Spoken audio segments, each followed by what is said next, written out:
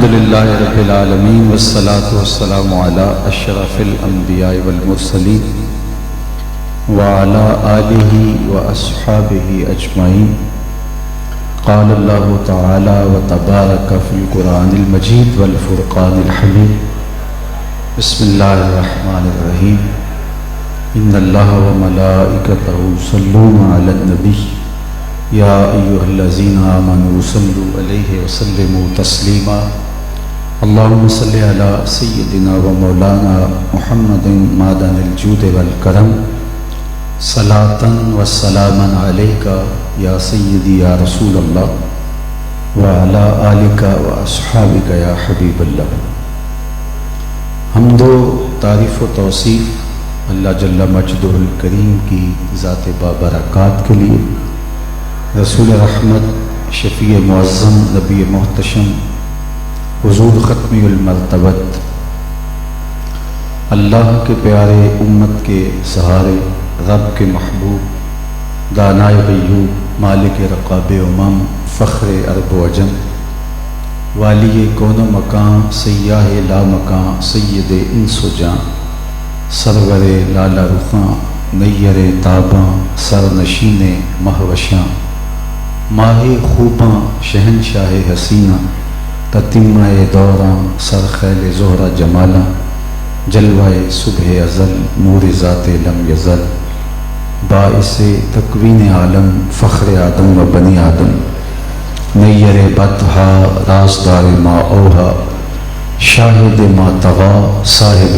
علم نشرہ، معصوم آمنہ احمد مجتبیٰ، حضرت محمد مصطفیٰ صلی اللہ علیہ وسلم کی حضور ناز میں اپنی عقیدتوں، ارادتوں اور محبتوں کا خراج پیش کرنے کے بعد واجب الاحترام صدر مجلس حاضر، مسند آرا، آستانہ عالیہ، گمگھول شریف، جناب قبلہ پیر صاحب زیدہ مجدہ علمہ عملہ عمرہ و شرفہ، ذی وقار علماء کرام، سامعین، حاضرین، آج کی منعقدہ تقریب بارگاہ رسالت مآب صلی اللہ علیہ وآلہ وسلم میں اپنی عقیدتوں اور محبتوں کا خراج پیش کرنے کے لیے انعقاد پذیر ہوئی، اور میں کچھ وقت کے لیے آپ کے سامنے مخاطب رہوں گا. میری آرزو ہوگی کہ اتنی دیر تک اپنی تمام تر توجہات سمیٹ کے میری جانب رکھیے گا. آنے والے مہمانوں کا سلسلہ بھی جاری رہے گا اور میری گفتگو کا تسلسل برقرار رہنا چاہیے. اقبال نے کہا تھا، نظارے کے لیے جنبش مژگاں بھی بھار ہے، نرگس کی آنکھ سے تجھے دیکھا کرے کوئی. میرے پیش نظر سیدنا علی المرتضیٰ رضی اللہ تعالی عنہ سے مروی ایک روایت ہے، اور اسی پر تھوڑے وقت کے لیے میں اپنی گفتگو عرض کرنا چاہوں گا. ارشاد فرمایا، ادبوا اولادکم علی ثلاث خصال، اپنی اولاد کو 3 چیزیں سکھلا کر کے جاؤ. بطور مسلم والد تمہاری ذمہ داری ہے کہ تمہاری اولاد کا دامن ان 3 چیزوں سے خالی نہیں ہونا چاہیے. سب سے پہلی چیز حب نبیکم، اپنی اولاد کو حضور کا پیار سکھاؤ. دوسری چیز وحب اہل بیت ہی، رسول اللہ صلی اللہ علیہ وآلہ وسلم کی اطرت کا، حضور کے خاندان کا پیار سکھاؤ. اور تیسری چیز وقراءۃ القرآن، اور قرآن مجید پڑھنا ان کو سکھا کے جاؤ.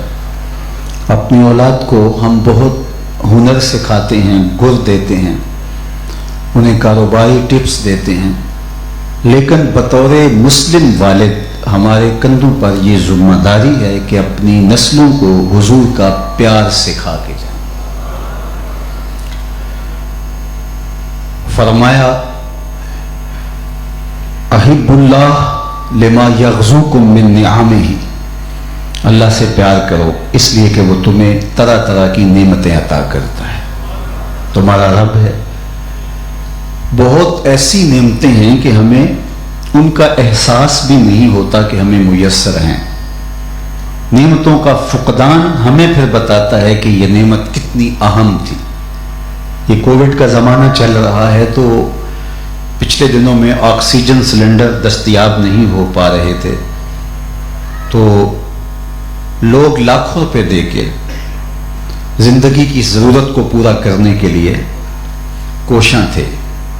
مجھے بتائیے، اگر ہر شخص کو دیگر ضروریات کے لیے اپنے اور اپنے بچوں کے لیے آکسیجن سلنڈر بھی خریدنے پڑے روزانہ کی بنیاد پہ، بتاؤ زندگی کتنی کٹھن ہو جائے۔ لیکن میرے رب نے ہمیں یہ چیز فراواں عطا کی ہے۔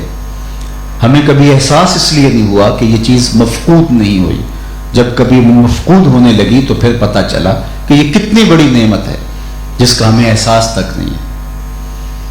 یہ دنیا کے 10 بڑے نام ہوتے ہیں جی، دنیا کے یہ امیر ترین لوگ ہیں۔ ایک زمانے میں جو فہرست مرتب ہوئی ان میں سے ایک بڑا نام تھا یونان کے اوناسس کا۔ اس کو ایک بیماری لاحق ہوئی اور وہ یہ کہ اس کی آنکھوں کے پپوٹے کام کرنا چھوڑ گئے۔ یہ آٹومیٹک سسٹم ہے جو رب نے لگایا، ادھر سے تنکا اڑا ادھر آنکھ بند ہو گئی، لیکن اس کا یہ سسٹم خراب ہو گیا۔ اب ڈاکٹر روشن ٹیپ لگا کے اس کی آنکھیں بند کر دیتا تھا، اور جب آنکھیں کھولنی ہوتی تو وہ اس کی آنکھیں کھول دیتا۔ کسی نے اوناسس سے پوچھا کہ تیری زندگی کی سب سے بڑی خواہش کیا ہے؟ اس نے کہا کاش اپنی آنکھیں اپنی مرضی سے کھول سکوں، کہا اس کے لیے کوئی قیمت دینی پڑے، تو کہا ساری دولت جھونک دوں گا، کاش میں اپنی مرضی سے اپنی آنکھیں تو کھول سکوں۔ ہمیں آج تک احساس بھی نہیں ہوا ہوگا کہ یہ کتنی بڑی نعمت ہے۔ میرا ایک ملنے والا ہے، اس کے منہ میں لعاب کی مقدار جو مطلوبہ مقدار ہے اس سے کم ہوتی ہے، اور بنیادی طور پہ وہ ٹیچر ہے، تو اب بولنے میں دقت، نظام انہضام پہ اثر انداز ہو گیا سلسلہ، ایک آنکھ بھی بند ہو گئی۔ میاں بیماری کیا ہے؟ یہ قدرتی گریس ہے جو منہ کو تر رکھتی ہے، بولنے میں مدد دیتی۔ نظام انہضام میں اس کا بہت بڑا کردار ہے۔ اس کے منہ میں لعاب کی مقدار ختم نہیں ہوئی، مطلوبہ مقدار سے کم ہو گئی، تو زندگی تلخ ہو گئی۔ کبھی ہم نے سوچا کہ یہ کتنی بڑی نعمت ہے جو ہمارے رب نے ہمیں عطا کر رکھی۔ آپ سر سے لے کر پاؤں تک اپنی زندگی پر غور کریں تو کتنی نعمتیں ہیں جو مالک نے ہمیں بغیر مزد کے عطا کر رکھی۔ اس کی شان ہے وہاب۔ یہ آپ نے ہبہ کا لفظ سنا ہے، جو بغیر محنت کے، بغیر پیسوں کے عوض جو چیز دی جاتی ہے وہ ہبہ ہوتی ہے۔ تو اس کی شان ہے وہاب۔ وہ ہماری محنتوں کے ثمرے میں ہمیں کچھ نہیں دے رہا، بلکہ اپنی شان وہاب کی وجہ سے ہمیں کتنی نعمتیں اس نے عطا کر رکھی، اور اگر ہم شمار کرنے لگے تو گنتی ختم ہو جائے، نعمتوں کا شمار نہ ہو پائے۔ تو کہا اللہ سے پیار کرو، اس نے تمہیں گونا گو نعمتیں عطا کر رکھی۔ دوسری بات ارشاد فرمائی وَأَحِبُّونِي بِحُبِّ اللَّهِ، اور میرے سے پیار کرو میں تمہارے رب کا بھی محبوب ہوں۔ اللہ اکبر۔ یہ میرا اور آپ کا اعزاز ہے کہ ہمارے محبوب خدا کے بھی محبوب ہیں۔ ہمارا محبوب کوئی گلیوں میں گھومنے والا آوارہ شخص تو نہیں ہے کہ اس کا نام لیتے ہوئے بھی شرم آ رہی ہو۔ ہمارا محبوب وہ ہے جو رب کا بھی محبوب ہے۔ امام اہل محبت امام شاہ احمد رضا خان فاضل بریلوی بولے جس کا حسن اللہ کو بھی بھا گیا، جس کا حسن اللہ کو بھی بھا گیا، ایسے پیارے سے محبت کیجئے۔ حضور محبوب خلائق بھی ہیں اور محبوب خدا بھی ہیں۔ اعظم چشتی علیہ رحمہ نے کتنی خوب بات کہی، اپنا معیار زمانے سے جدا رکھتے ہیں، ہم تو محبوب بھی محبوب خدا رکھتے ہیں۔ یہ ہمارا فخر ہے، یہ ہمارا اعزاز ہے، یہ ہماری تکریم ہے کہ ہمارا محبوب خدا کا محبوب ہے۔ اور میں آپ کو یہ بھی بتاؤں کہ یہ محبت عزت نواز ہے، ورنہ محبتیں انسان کے پلے کچھ چھوڑتی نہیں ہیں۔ وہ کہا تھا میر تقی میر نے کہ عشق نے، انہوں نے کہا تھا کہ اس عاشقی میں عزت سادات بھی گئی، پھرتے ہیں میر خار، کوئی پوچھتا نہیں، اس عاشقی میں عزت سادات بھی گئی، یہ عزتیں لوٹ لیتی ہے یہ دنیا کی محبتیں۔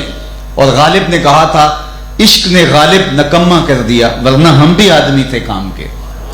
یہ کون سی محبت ہے جو اچھے بھلے انسان کو نکما کر دیتی ہے؟ لیکن جس محبت کی داستان میں سنانے جا رہا ہوں وہ پستیوں سے اٹھا کے بلندیوں تک پہنچا دیتی ہے، نہیں تو بلال حبشی سے پوچھ لو۔ یہ نکما نہیں کرتی، یہ سرفراز کر دیتی ہے۔ اچھا، پھر آپ کو یہ بھی بتاؤں کہ یہ دنیا کی محبتیں جو ہیں یہ رقیب پیدا کرتی ہیں۔ ایک کے دو چاہنے والے آپس میں رقیب ہوتے ہیں کہ یہ میرا محبوب ہے، تم نے کیوں چاہا، تم نے نظر اٹھا کر دیکھا ہی کیوں؟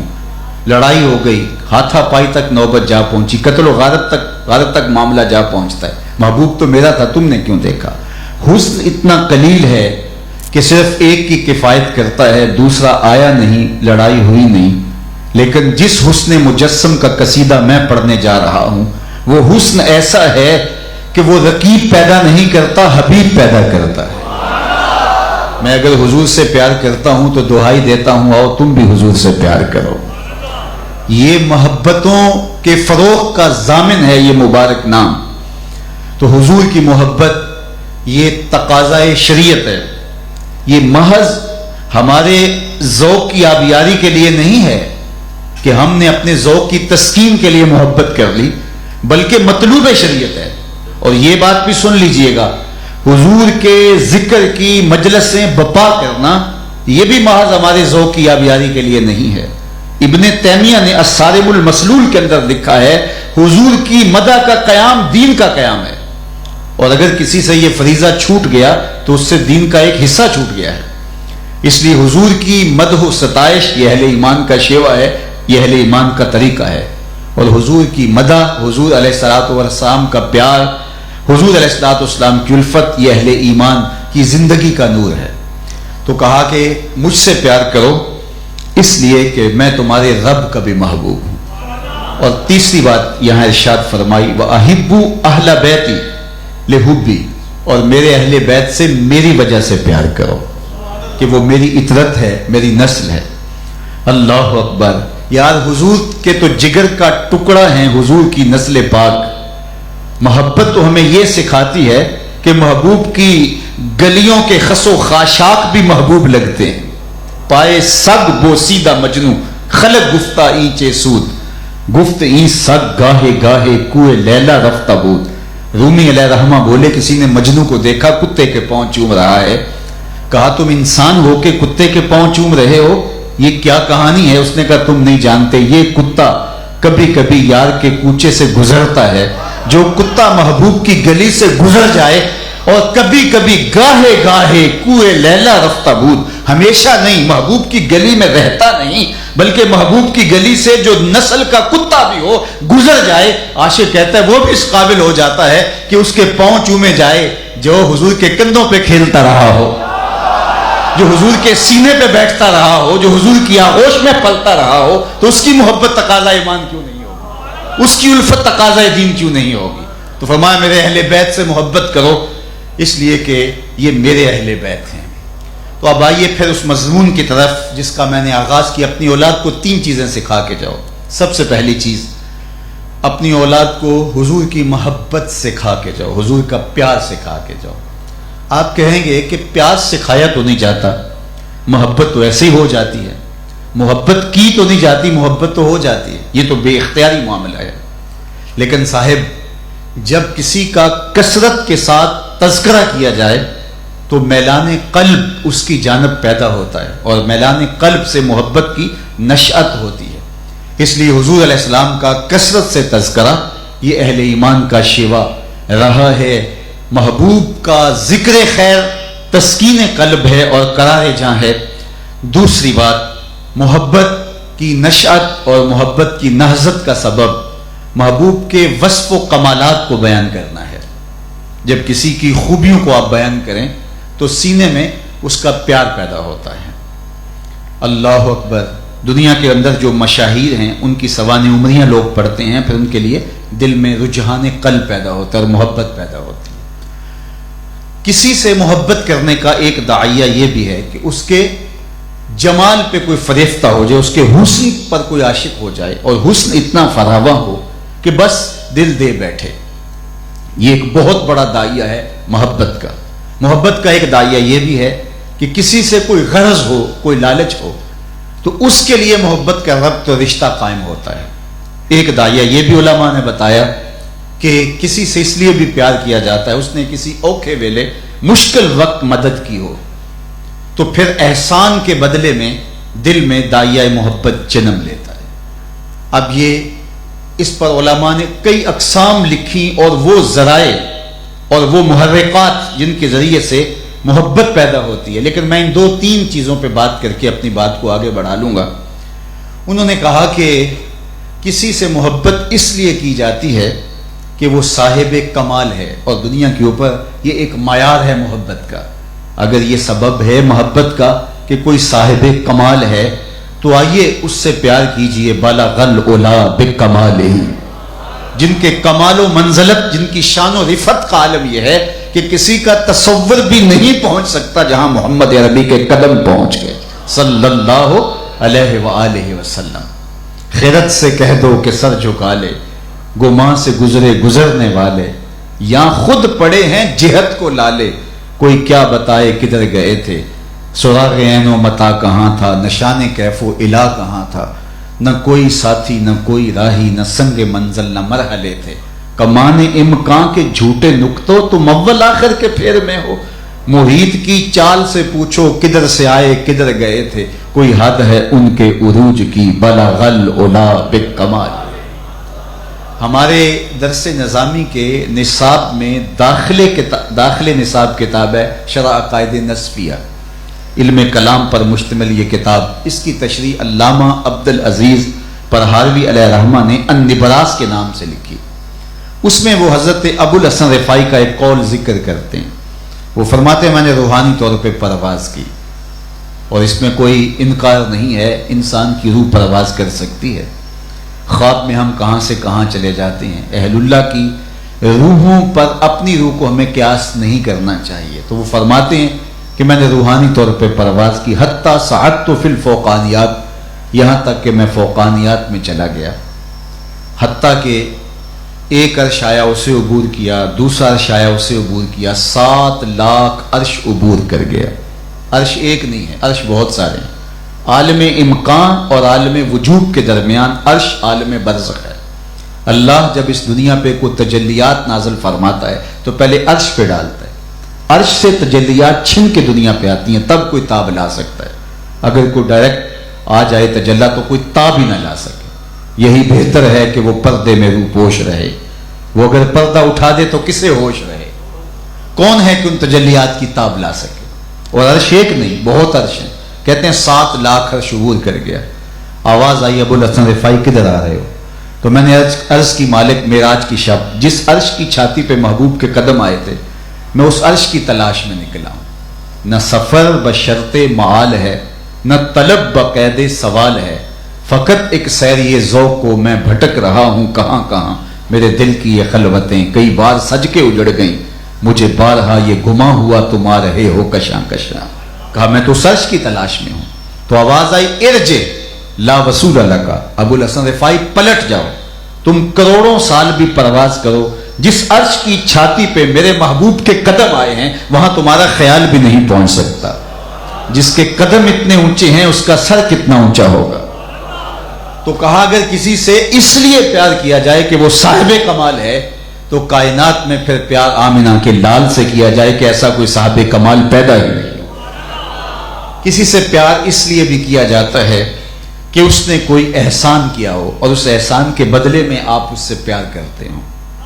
تو میں آپ کو بتاؤں کہ کائنات میں جتنے احسانات ہمارے اوپر حضور نے کیے ہیں، کوئی اتنے احسانات ہمارے اوپر کیے ہوئے ہیں بھلا؟ ہم تو اپنے وجود میں حضور کی ذات کے محتاج ہیں. اگر حضور جلوہ گر نہ ہوتے تو کائنات کو خلط وجود ہی نہ بخشا جاتا. محمد نہ ہوتے تو اے بندہ پرور، خدا خود ہی ہوتا خدائی نہ ہوتی. یہ کائنات کبھی معرض وجود میں نہ آتی اگر حضور جلوہ گر نہ ہوتے. لولا لما خلقت الافلاک، اس پہ شاہد عادل ہے. تو ہم تو ان کے نام کے صدقے سے معرض وجود میں آئے، اور اگر اس لیے کسی سے پیار کیا جاتا ہے تو پھر محبتوں کا مرکز ذات رسالت ماب علی صاحب الصلوات ہونی چاہیے۔ اچھا، یا یہ کہ کسی سے مستقبل میں کوئی توقع ہو کہ اوکھے ویلے کام آ جائے گا، تو اس سے بندہ ربط رکھتا ہے، رشتہ قائم رکھتا ہے کہ مشکل وقت کام آ جائے گا۔ تو صاحب، اگر یہی داعیہ محبت ہے تو مجھے بتاؤ، نزع سے اوکھا ویلا کوئی ہو سکتا ہے؟ قبر سے کوئی مشکل وقت ہو سکتا ہے؟ حشر سے کوئی مشکل وقت ہوتا ہے؟ اور اس مشکل وقت کے اندر کام آئے گا تو آمنہ کا لال ہی کام آئے گا۔ جب سانس ٹوٹ رہی ہوگی تو حضور علیہ السلام کے صدقے سے نجات ہوگی۔ کتاب کا نام ہے بشر القیب بلقاء الحبیب، امام سیوطی کی مصنفہ ہے، اس میں ایک روایت لائے ہیں۔ ایک انصاری جوان کی روح قبض ہونے لگی تو اس کی ماں حضور کو بلا کے لے گئی کہ آپ کا غلام ہے اور اس کی روح قبض ہونے جا رہی ہے، تو آپ اس اوکھے ویلے اس کی مدد کے لیے تشریف فرما ہوں۔ جب حضور تشریف لائے تو اس وقت حضرت اسرائیل قبض روح کے لیے آ چکے تھے، اور قبض روح کا آغاز پاؤں سے ہوتا ہے۔ حضور سرہانے کی جانب کھڑے ہو گئے، وہ قبض روح کرنے لگے تو حضور نے فرمایا ارفق یا اسرائیل بصاحبی ھذا، اے اسرائیل میرے اس غلام کے ساتھ نرمی سے پیش آنا۔ تو حضرت اسرائیل نے جو جواب دیا سنیں، آپ کی آنکھیں ٹھنڈی ہو جائیں گی، آپ کے دل ٹھنڈے ہو جائیں گے۔ تو حضرت اسرائیل نے عرض کیا کر عینک یا رسول اللہ، حضور آپ کی آنکھیں ٹھنڈی ہو جائیں، صرف یہ غلام ہی نہیں، آپ کے جس غلام کی روح قبض کروں گا نرمی سے ہی کروں گا۔ تو اگر اوکھے ویلے کسی کی مدد درکار ہو اور داعیہ محبت پیدا ہوتا ہو تو پھر اس بات کا استحقاق میرے حضور رکھتے ہیں کہ حضور علیہ السلام سے پیار کیا جائے۔ اچھا، محبت کا سب سے بڑا داعیہ جو مانا جاتا ہے وہ جمال ہے، خوبصورتی ہے، حسن ہے۔ کوئی کسی سے اس لیے پیار کرتا ہے کہ وہ خوبصورت بہت ہے، وہ صاحب جمال ہے۔ تو آئیے، یہ داعیہ محبت ہے تو کائنات میں کوئی لاؤ تو صحیح جو آمنہ کے لال جیسا ہو۔ مکھ چند بدر شاہ شانی ہے، متھے چمک دی لاٹ، کالی زلف تے اکھ مستانی ہے، مخمور رکھی ہیں مد بریاں۔ وہ جمال دیا، وہ حسن دیا، وہ خوبصورتی دی۔ حضرت ابو ہریرہ رضی اللہ تعالیٰ عنہ بولے کل قمر لیلۃ البدر لم ارا قبلہ ولا بعدہ مثلہ، کیا پوچھتے ہو 14ویں رات کے چمکتے ہوئے چاند کی طرح تھے میرے حضور۔ پھر کہا نہیں نہیں نہیں نہیں، حضور جیسا نہ پہلے دیکھا نہ بعد میں دیکھا۔ اور حضرت حسان بن ثابت بولے دیکھتے کیسے؟ کسی ماں نے جنم دیا ہوتا تو دیکھتے، خدا نے وہ سچائی پن چھڑیا جتے وچ محمد نو ڈالیا سی۔ حسینہ جمیلہ دا منہ موڑ دیتا، محمد بنا کے قلم توڑ دیتا۔ پیکری ایسا تراشا، اللہ اکبر۔ جنہوں نے حضور کو دیکھا پھر دیکھتے رہ گئے۔ میں آپ کے سامنے حضرت ابو قرصافہ رضی اللہ تعالیٰ عنہ کی ایک کہانی رکھنا چاہتا ہوں۔ یہ بکریاں چراتے تھے اور حضور کی خدمت میں آ کر کے بیٹھ جاتے، اپنی خالہ کے ہاں مقیم تھے، تو انہوں نے ان کو منع کر دیا کہ تم وہاں نہیں جاؤ گے۔ تو یہ بہت اداس رہنے لگے۔ ایک دن ابو قرصافہ کی والدہ بھی آئی ہوئی تھی تو خالہ بھی موجود تھی، تو انہوں نے اپنی ماں اور خالہ سے کہا کہ میں آپ کو یہ نہیں کہتا کہ مجھے اجازت دی جائے، لیکن میری ایک گزارش ہے کہ ایک بار میرے ساتھ جا کے اس محبوب کو آپ دیکھ لیں، اس کے بعد اگر آپ مجھے اجازت نہیں دیں گے تو میں نہیں جاؤں گا، اور اگر آپ اجازت دیں تو پھر میں حاضری پیش کر دیا کروں گا۔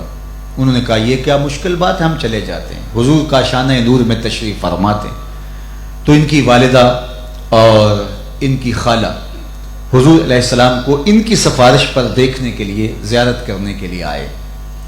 اب یہ حضور کی صحبت میں بیٹھے، کچھ وقت گزرا، جب واپس چلنے لگے تو حضرت ابو قرصافہ کو بہت بے چینی تھی کہ یہ کیا کہتے ہیں۔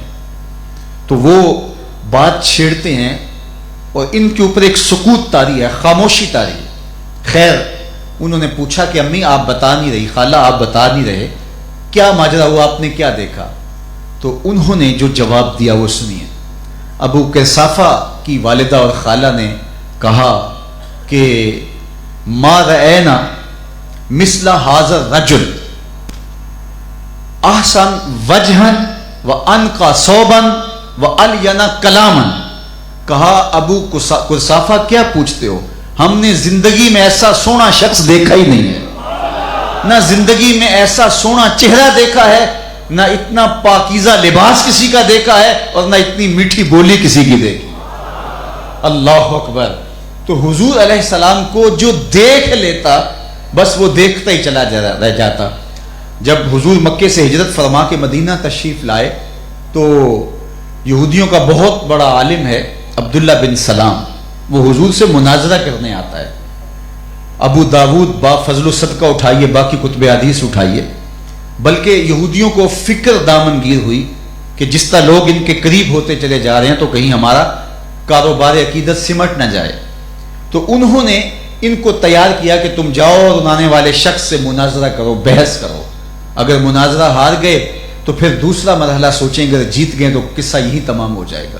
عبداللہ ابن سلام پڑھے لکھے شخص تھے، سنجیدہ اور متین بھی تھے، یہودیوں کے بہت بڑے احباز تھے، حضرت یوسف علیہ السلام کی اولاد سے تھے، اور بہت زیرک اور سمجھدار شخص تھے. کہا کہ تم بات کرنے کا ڈھب بھی جانتے ہو، گفتگو کا سلیقہ بھی تمہیں آتا ہے، تم جاؤ اور جا کے ان سے بات کرو. باقاعدہ 100 سوال خانہ ذہن میں ترتیب دیے اور وہ چلے. علماء یہود ہاتھ اٹھا کے بیٹھ گئے کہ ہم دعا کرتے ہیں کہ ہمارا مناظر جیت کے آئے. لیکن تقدیر ہنس کے کچھ اور ہی کہہ رہی تھی. سودا لینے کے لیے بازار گئے، ہاتھ اس کے بکے جس کے خریدار گئے. حضور کی مجلس لگی تھی، ہجوم عاشقاں تھا، تو یہ جا کے حضور کی مجلس میں جہاں جگہ ملی بیٹھ گئے اور حضور کو دیکھنے لگے. مجلس اختتام کو پہنچی تو آقا کریم نے فرمایا عبداللہ ابن سلام آؤ، کدھر آئے ہو؟ تو انہوں نے آگے بڑھ کے کہا حضور میں آپ کا غلام بننے آیا ہوں. وہ سارے سوال جو گٹھڑی باندھ کر کے لے گئے تھے اس کی گرہیں کھل گئیں اور ایک ایک سوال تتلیوں کی طرح اڑ گیا. رومی بولے اے لقائے تو جواب ہر سوال، حل شود ہر مشکلت بے کیلو کال. تیری تو نظر ہی سارے سوالوں کا جواب ہے، تیری تو ملاقات ہی سارے سوالوں کا جواب ہے. یک نظر کر دی و آداب فنا آموخت. اقبال بولے یک نظر کر دی و آداب فنا آموختی، وہاں خنک روزے کے خاشاک مرا وا سوختی. نظر کی جولانیاں نہ پوچھو، نظر حقیقت میں وہ نظر ہے. اٹھے تو بجلی پناہ مانگے، گرے تو خانہ خراب کر دے. کہا کہ حضور میں آپ کا غلام بننے آیا ہوں. حضور نے عبداللہ ابن سلام کو بیعت کر لیا. اچھا اب وہ جو منتظر بیٹھے تھے کہ ابھی ہمارا مناظر جیت کے آئے گا، فتح کے نقارے بجائیں گے اور یہ قصہ تمام ہو جائے گا، جب ان کے کانوں تک یہ خبر پہنچی کہ جس کو مناظر بنا کے بھیجا وہ دل ہار بیٹھا ہے، وہ تو ساقہ کا غلام بن گیا ہے، تو یہ اپنے جذبات پہ قابو نہ رکھ پائے اور عبداللہ ابن سلام کے گھر جا پہنچے اور کہا عبداللہ ابن سلام تو نے یہودیت کی ناک خاک آلود کر دی. تم نے کوئی دلیل مانگی ہوتی، انہوں نے جواب دیا ہوتا، ہم سمجھتے ایک عالم شخص تھا، علمی پیاس بجھ گئی اور مان لیا. سنا ہے تم نے بات بھی کوئی نہیں کی اور سوال بھی کوئی نہیں اٹھایا اور ایسے مان لیا، بات سمجھ سے باہر ہے. تو جناب عبداللہ ابن سلام رضی اللہ تعالیٰ عنہ بولے بات میری بھی سمجھ میں نہیں آئی. فرمانے لگے فلما نظر تو اللہ اکبر الی وجہ ہی، جب میں نے وہاں جا کر اس پیارے محبوب کے جمال جہاں آرا کو دیکھا، عرفت ان وجہہ لیس بوجہ کذاب، تو میں نے فوراً کہا یہ چہرہ کسی جھوٹے کا ہو ہی نہیں سکتا. دیکھنے والے کہا کرتے ہیں اللہ اللہ، یاد آتا ہے خدا دیکھ کے صورت تیری. تو کسی سے اگر اس لیے پیار کیا جائے کہ وہ وجیح ہے، وہ صاحب جمال ہے، وہ بہت خوبصورت ہے، تو کشفت دو جا بے جمال ہی، تو کوئی لاؤ تو صحیح جو محمد عربی کے حسن کی زکوٰۃ بھی بنتا ہو. اعظم چشتی مرحوم ساری زندگی یہ مسئلہ حل نہ کر سکے، سمجھا نہیں ہنوز میرا عشق بے سواد، تو کائنات حسن ہے یا حسن کائنات. وہ جمال دیا، وہ خوبصورتی دی. اللہ اکبر. تو کسی سے اگر اس لیے پیار کیا جائے کہ وہ صاحب جمال ہے تو بتاؤ اس سے بڑا اور کیا معیار ہو سکتا ہے کہ وہ محبوب خدا ہیں.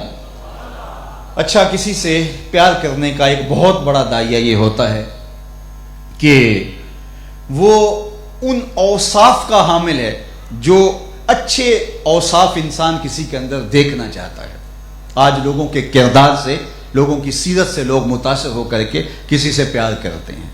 تو مجھے بتاؤ کسی کے کردار اور سیرت اور اوصاف حمیدہ اگر آپ دیکھنا چاہیں تو اس کا بہترین پیمانہ کیا ہے؟ بہت سارے لوگ گاہک سے ہنس ہنس کے بات کر رہے ہوتے ہیں، تو اس سے آپ اندازہ کر سکتے ہیں کہ وہ بہت صاحب خلق ہے، یہ کاروباری مجبوری بھی تو ہو سکتی ہے۔ کیسے پتہ چلے گا کہ کوئی شخص خلقن اس مرتبہ کمال پہ موجود ہے؟ تو یہ معیار بھی میرے حضور علیہ السلام نے خود دیا، فرمایا خیرکم لأہلہ وانا خیرکم لأہلی، تم میں سے بہتر وہ ہے جو اپنے اہل خانہ کے ساتھ بہتر ہے، اور میں تم میں سب سے زیادہ اپنے اہل خانہ کے ساتھ بہتر ہوں۔ جب حضور کا وصال ہوا تو اس وقت حضور کے نکاح میں 9 ازواج تھی، اور آقا کریم کی ایک زوجہ کو بھی حضور پہ کوئی شکایت نہیں تھی۔